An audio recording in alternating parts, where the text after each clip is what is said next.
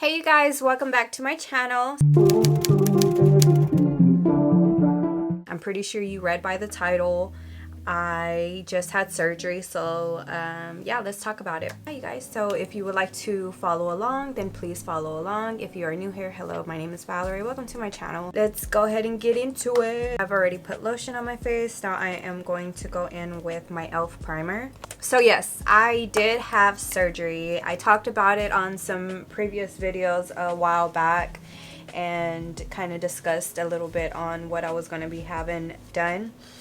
And finally June 23rd came around and I had surgery at Lotus Med Group, and that's with Dr. Campos. And when I tell you guys, it was definitely challenging. I do not know Spanish. So I went down there, me and my sister, not knowing how to communicate. It was a complete culture shock. It was very scary. Me and my sister caught a plane from Dallas to San Diego. So when we got to San Diego, we chilled in San Diego for a little bit. We were told that we can Uber in to Tijuana, and that was not the case, babes. The Uber drivers that we were with kind of like ran our questions by them as far as how is Tijuana and if they ever been to Tijuana and like what to expect when going into Tijuana. Thought we were going to be able to go out there in the Uber, and the Uber drivers basically said no, that's against the protocols. In the United States, they're not allowed to go over. There are Uber drivers in Tijuana, but they're not allowed to go cross the border into Tijuana. That makes sense. So that was the first drama, not drama because it wasn't even drama, it was just, that was the first thing we were like, oh my god, what the hell, because our minds, we thought that we were going to be able to easily cross over to Tijuana, but that was not the case. The second guy who was taking us closer to Tijuana, he gave us like the step-by-step, which is we just drop you off here, you get off the car, you cross over, and boom, that's it. They won't bother you, nothing. But he did kind of warn, like, when you go into Tijuana, please stay off your phone. Do not be looking on your phone when you're crossing over.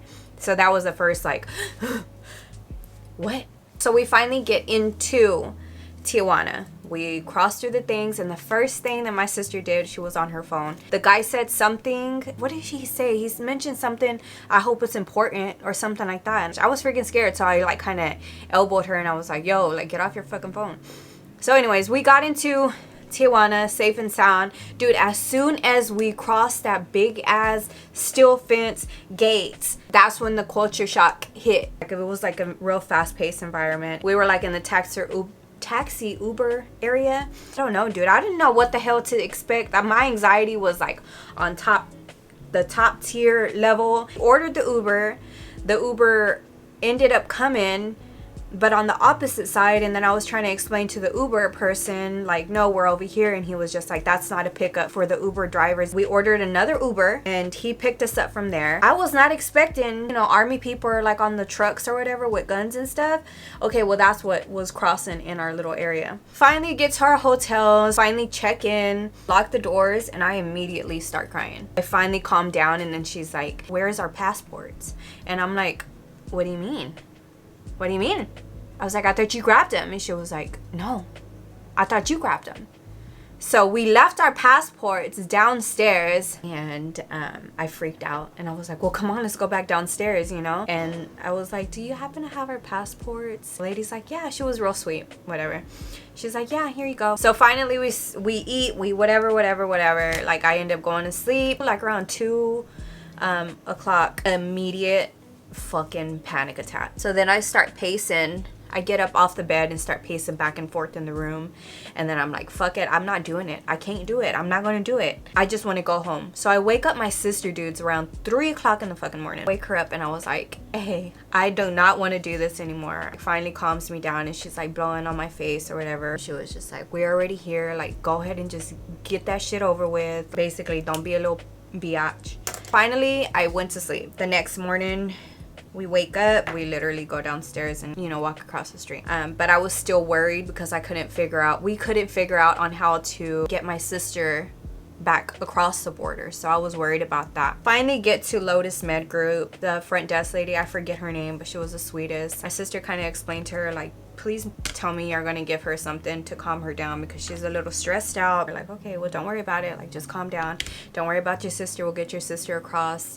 Your recovery home actually has transportation, so they'll take her across. You just have to pay. I will pay cash money to get my sister safe back over the border. She stayed in San Diego while I stayed in Tijuana because I actually stayed at the recovery home for a week. They take me back. They do all the prep or whatever. This is when all the fun kind of plays in. So I meet Dr. Campos. Not that he's a bad doctor or anything like that, because he's not. It's just I've heard that he was rude. I understand that they should have bedside manner, but then again, I'm not the only patient that they're seeing. I take all that into consideration. Like, these doctors are on the go trying to make their damn money. Like, they ain't worried about no damn bedside manners. He sees me and the first thing that he says is, "You're obese."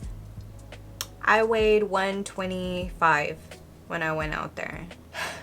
He called me obese like 6 different times, which again, I'm just like, all right, that's why I'm here. You know what I mean? Like, and I can understand where he can say like I'm obese because I'm 4'11". But yeah, he called me obese roughly around 6 times, bitch. So I was like, love that. Starts marking me and he's like, all right, we're gonna do this, that, and that, and this. Sorry for my neighbors, they don't never freaking cut their grass, and our grass is burnt as hell out here in Texas. I don't know what the hell they cutting. Anyways, the anesthesiologist comes in. It's like, follow me. He took me to the back, or him and his nurse took me to the back. Got me to take off my robe, kind of prepped my body, and yeah, that was that. When I woke up to a nurse taking me to the restroom. She wakes me up. She's like, come to the oh no, she took my catheter out of me. That's what woke me up. If you ever had a catheter, you know exactly what the hell I mean. I remember her telling me, oh, your body looks really good, and she put me in the shower. Kind of blocked a lot of it out, if I'm being really honest with you. After getting out the shower, Dr. Campos comes in, and before he put the faja on me, he was just like, oh wow, you look really, really good, girl. He took pictures of me after getting out the shower. So all in all, I had BBL, Lipo 360, tummy tuck. Yeah, so before I move on, this is the picture of where he said I looked good. Be warned, it's nasty. I get to the recovery home. The ladies who take care of you there are fucking awesome. I stayed at Cocoon Recovery Home. Basically, nothing really goes on there. It's just like plenty of rest, plenty of sleep. I didn't really feel too much pain. The only pain that I felt is where the tube was. What is it? Draining tube? That's the only discomfort that I had, the pain that I had. Oh, another thing, the hours. I think Texas is 2 hours ahead. Mexico was 2 hours back. Does that make sense? I think it makes sense. It's making sense in my head. Yeah, so around 9 o'clock, I was like, I'm so sleepy. Like, I would be asleep real early. Surgeries like this, it really takes a toll on your mental. So imagine already having mental problems or depression and stuff before going into surgery, and then you get in this surgery. This is all trauma that's happening to you. Believe it or not, it's trauma. It's traumatic things that are happening to your body. So your body's gonna go in shock. Your mental's gonna go in shock. It really took a toll on my mental. My kids were well taken care of, obviously. My mom, my dad, they took care of my kids while I was out here. So I knew they were in great hands, but I could not call the kids because the more I spoke to them, the more I cried. The more that I cried, the more I wanted to go home. So I would text the kids or whatever. Oh, that's what I was gonna tell you. So one day I had a follow-up with Dr. Campos, right? And he was like, scared the shit out of me. Not only being in another country, not only is my mental not fucking the best. And the doctor's like, something's wrong. Your belly button is not getting enough oxygen. I'm sorry, what? I have to send you to an oxygen chamber. I'm sorry, what? What you do is you sit in a place in a little area, and they'll basically put pure oxygen in there. That way that oxygen can penetrate through your body. But the faja that I was in, it was like really making my stomach like smush. So there's the belly button area. My skin was literally like smushed. It was smushing the belly button. So he put me in a large faja. The last day I get my massage, I see the doctor. The doctor's like, oh, it was just your faja. So I was just like, So he was like, you're gonna have trouble with your belly button. I didn't think anything of it. He didn't tell me to prepare my belly button or to help do anything at home to help my belly button. He was just like, continue to wear your faja. He didn't say put a marble. You know how some people, when they get tummy tucks, they put a marble in their belly button or foamy thingies so it can help the belly button not smush. Okay, well, my doctor didn't tell me to do that. I regretted having a BBL because my BBL was like very like boom. It did not match my body and I was so scared. I was just like, I should have never fucking got this. I don't know why I got this. I should have just stuck with my square booty having ass. Finally, the day I get to leave, like I finally get across the border and I'm just in awe. Like I'm so excited to be back on the other side. He takes me straight to the airport. I wait for my sister. Finally see my sister and my sister's like, damn bitch, you look pale as shit. I'm like, thanks for that. I want to say our flight was like around 10, but they changed it and moved it to like 11, and then from 11 it kind of slowly progressed later because I got home like around 10 o'clock. I sat down the whole time, by the way. Get home, my sister helps me shower, I get to lay down, my butt is hard as shit, I just had a tummy tuck, I can't lay on my stomach, so I had to lay on my back. All in all, it was a tough ride, and it still is a tough ride if I'm being really honest. Officially 3 months. 3 months, y'all. My butt is not big or anything. I think it's just right. My belly button over time, it kind of closed up. So right now as a belly button, I have like this little itty bitty dot as a belly button. All in all, like he was a really good doctor. I wish I could have stayed a little longer to enjoy San Diego because the weather there, oh my god, the weather there was so freaking pretty. The money that I spent out there was roughly around 14 to 15 grand. You know how they say like make sure that you take extra money just in case for the what ifs? Well, I definitely hit that what if. Booty definitely went down. Don't have any pictures from after, like right after, how big it was and how stiff it was. Yeah, so I am going to now show you the body yaddy yaddy. Again, I am swollen still, and I still do get swollen. Just depends on what I eat. Let me go ahead and stand up and scoot back. This is my butt.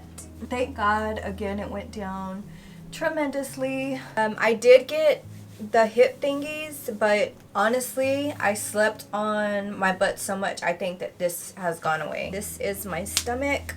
Remember I told you guys that my belly button was a little weird. Here is my belly button. That is the little bitty itty bitty belly button that I have, and that is the scar that I have, which sucks, but I'm not too mad about. Honestly, I'm just grateful I made it this far in recovery because it was a hell of a ride. Let me show you guys my scar. This side is more healed. If you can see, like the line is way more thinner. After surgery, I didn't realize how much it will affect my hormones. So I was always the person that never really got pimples. Let me tell you, the pimples that I would get were like the pimples that were deep in your skin, so they would hurt really bad, and I would get them all around this area. I also got pimples on my butt, and that shit hurt. I think 3 of them back to back. Like one will go away, then the other one will pop up, and I actually even thought that, oh my god, I have a staph infection. If you don't know what a staph infection is, that's like when you get boils throughout your body. And if you don't know what a boil is, then kind of look it up on Google. Also, my stomach. My stomach was so freaking hairy. I never had hair that I noticed that much on my stomach, but baby, I had it. And, I shaved it off. Well, my stomach was real itchy, so not on top of the liposuction itch. So I had itchiness in my back, itchiness in my stomach. My skin is still definitely numb. That's why I always kind of reach for the faja, because it's like my true life huge band-aid for my body. When I have the faja on, I don't feel the tingliness. Yeah, you guys, that is what's going on, or that's what's been going on with me. So that is it for the video, but I hope you enjoyed it. Thank you guys for tuning in for this beat and this little quick chit chat. And yeah, bye you guys.